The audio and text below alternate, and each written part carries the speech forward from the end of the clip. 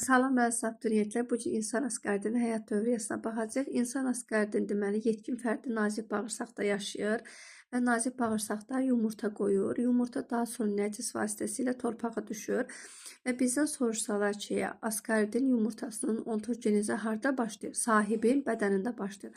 Harda yekunlaşır? Sahibin kənarında yekunlaşır. Nə ilə yekunlaşır? Sürfəli yumurtanın yaranması ilə.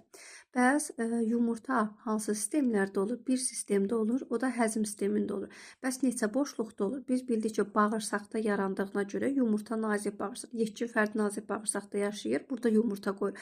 Amma bu yumurta nazik bağırsaqdan sonra gəlir yoğun bağırsağa düşür. Yoğun bağırsaqda 3 şöbədən ibarətdir. Kör, çəmbər, düz bağırsaq və buradan anus vasitəsi xaric olur. O da çanaq boşluğuna düşür. Onda yumurta 2 boşluqda olur. Qarın boşluğunda və çanaq boşluğunda bir sistemdə olur. O da həzm sistemində.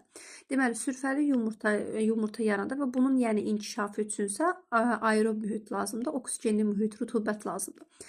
Daha sonra sürfəli yumurtanı İnsan udur. Yəni insan tərəfindən udulan sürfəli yumurta ağız boşluğu, udulaq, qida borusu, mədə və gəlir düşür bağırsağa. Daha sonra sürfəli yumurtadan cavan sürfə çıxır.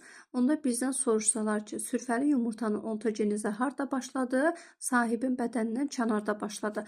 Harda yekunlaşdı? Sahibin bədənində yekunlaşdı. Nə ilə yekunlaşır? Cavan sürfənin yaranması ilə yekunlaşır. Və sürfəli yumurta onda neçə bədən boşluğunda olur? Biz dedik ağız boşluğunda olur. Çünki ağızdan gəlir, udulaq, qida borusunda olur, döş boşluğunda olur. Sonra gəlir bağırsağa, qarın boşluğunda olur. Deməli 3 boşluqda olur. Ağız boşluğu, döş boşluğu və qarın boşluğu ancaq bir sistemdə olur, o da həzm sistemində. Daha sonra bu cavan sürfə bağırsaqda yarandı. Cavan sürfənin ontogenizi onda harda başlayır? Bağırsaqda başlayır. Yəni sahibin bədənində başlayır. Hansı sistemdə başlayır? Həzm sistemində başlayır. Və cavan sürfə bağırsaq qaraciyərin qapı venası ilə gəlir qaraciyərə. Daha sonra aşağı boş vena gəlir ürəyin sağ qulaqcığına, oradan sağ mədəciyə, sağ mədəcikdən ağciyər arteriyası, ağciyər kapilyaları gəlir ağciyər venalarına. Və bu cavan sürfə ağciyər venalarında çevrilir yetkin sürfəyə artıq. Və onda cavan sürfənin ontogenizi harda başlayır? Bağırsaqda başlayır. Harda qutarır? Yəni həzm sistemində başlayır. Harda bitir? Amma tənəffüs sistemində bitir də. Ağciyər venalarında artıq bu cavan sürfə yetkin sürfəyə çevrilir. Onda cavan sürfə hansı sistemlərdə olur? Həzm sistemində olur, tənəffüs sistemində olur, bir də qandamar sistemində olur. Daha sonra bu yetkin sürfə ağciyərdə öskürək yaratdığından o təzən traxeyada, qırtlaqda, yəni daha sonra hep ki ağciyərlərdən gəlir ağız boşluğuna da. Ağız boşluğuna gəlir, ağız boşluğunda artıq öskürək yaradır və yenidən ağız boşluğu, udulaq, qida borusu, mədə gəlir düşür bağırsağa.